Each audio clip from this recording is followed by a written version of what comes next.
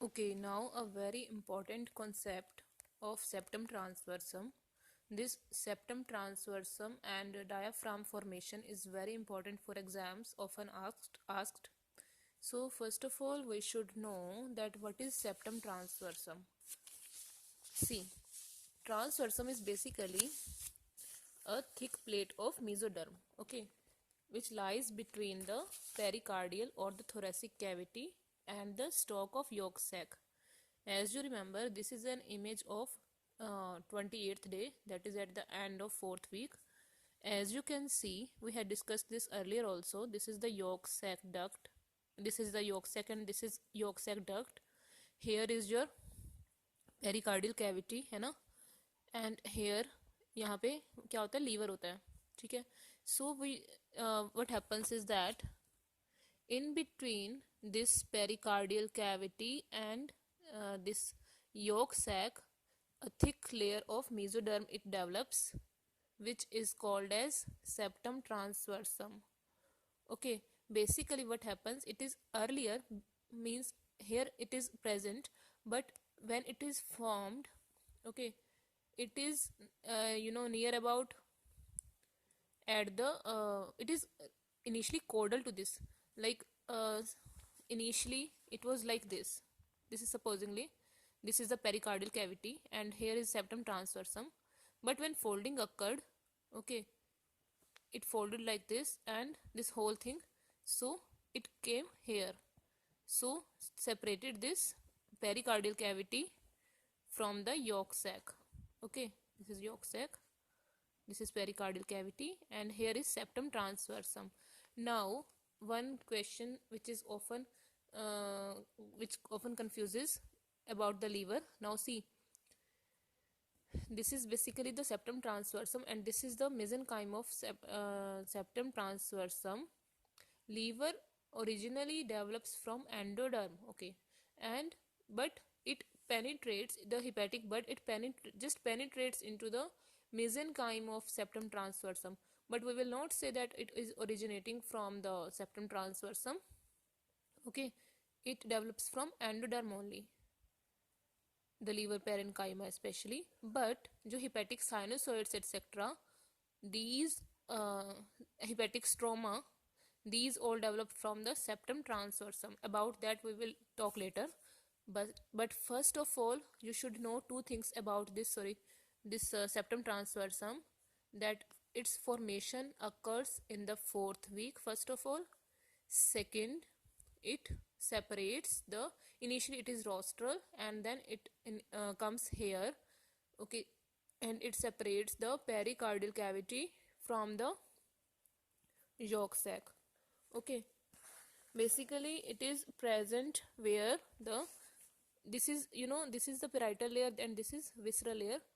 It develops where the both these layers, they are continuous with each other.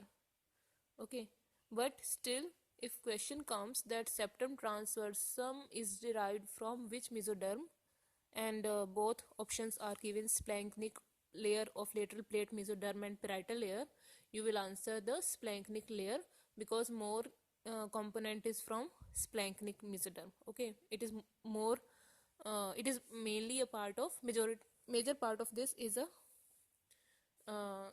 derived from splanchnic mesoderm.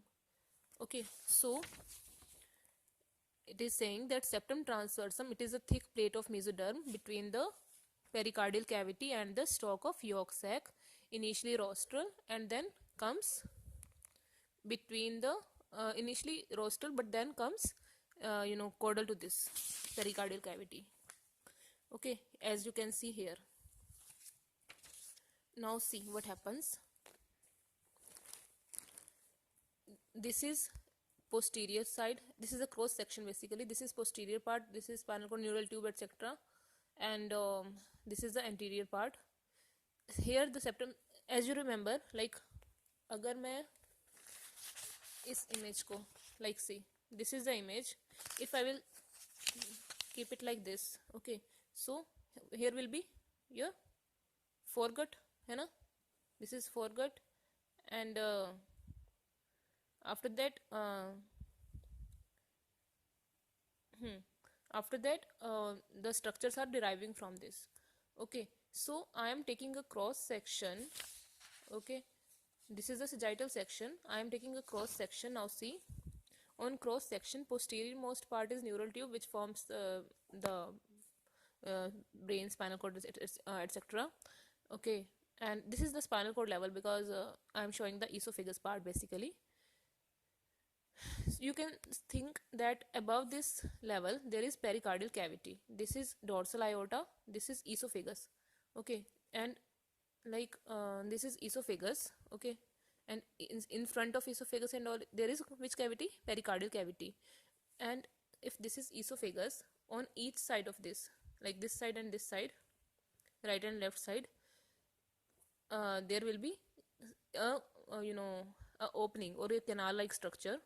Okay, and anterior to this will be septum transversum, as it does not close it from the posterior part. Okay, like if I'm creating a hole in this. Okay, like this is the esophagus. Posteriorly it is aligned by the dorsal mesentery of esophagus, anteriorly ventral mesentery of esophagus. Okay, and anterior to that is septum transversum. Now what happens, on each side of foregut, posteriorly especially, there are two canal like structure, which is called as the pericardio-peritoneal canal. You can remember it as that above is the pericardial cavity and below is the peritoneal cavity. So this canal is between pericardial and peritoneal cavity, so it will be called as pericardio-peritoneal canals. Okay, now as you can see, these are the two canals. Okay, and the upper opening, which is towards the uh, which is towards the pericardial cavity, this will be called as the pleuroperitoneal opening. Okay, sorry, upper opening will be called as the, which is towards the pericardial cavity, which it will be called as pleuropericardial opening. Okay, and lower opening, it will be called as the pleuroperitoneal opening. Okay,